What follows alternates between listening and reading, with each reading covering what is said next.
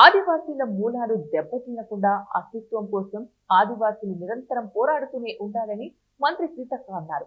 ప్రపంచ ఆదివాసీ దినోత్సవాన్ని పురస్కరించుకుని ఓయూలో ఆదివాసీ స్టూడెంట్ ఫోరం, ఎంప్లాయ్మెంట్ అసోసియేషన్ ఆధ్వర్యంలో ప్రపంచ ఆదివాసీ దినోత్సవాన్ని ఘనంగా నిర్వహించారు.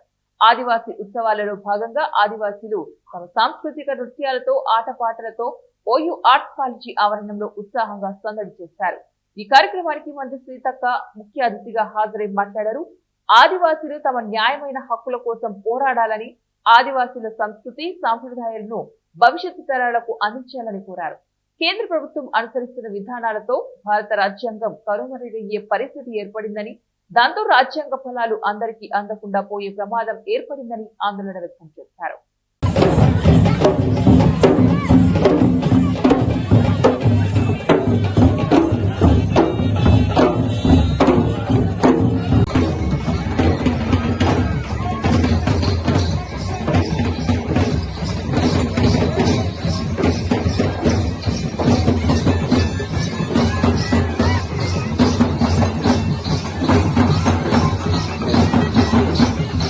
పెద్దలు, యువకులు, విద్యార్థులు, విద్యార్థినులు, మరి వేదిక మీద ఉన్నటువంటి ప్రముఖులందరికీ పేరు పేరున పత్రికా మీడియా సోదరులకు నమస్కారం.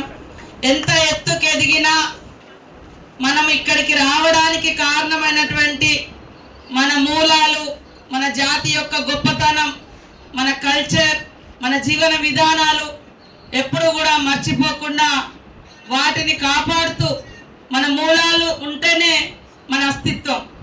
మరి అవి మొత్తం కంప్లీట్గా మనం మర్చిపోయినప్పుడు మనము ఆదివాసులం అని చెప్పుకునేటువంటి అవకాశం, ఐడెంటిటీ కూడా ఉండదు. కాబట్టి ఈరోజు వాటిని కాపాడుకోవాల్సిన అవసరం ఉంది.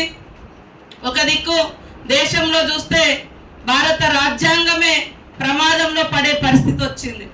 రాజ్యాంగమే లేకుంటే మరి రాజ్యాంగం ఇచ్చినటువంటి ఫలాలు ఇంకా మనలాంటి వారికి అందనంత దూరంలోనే ఉన్నాయి.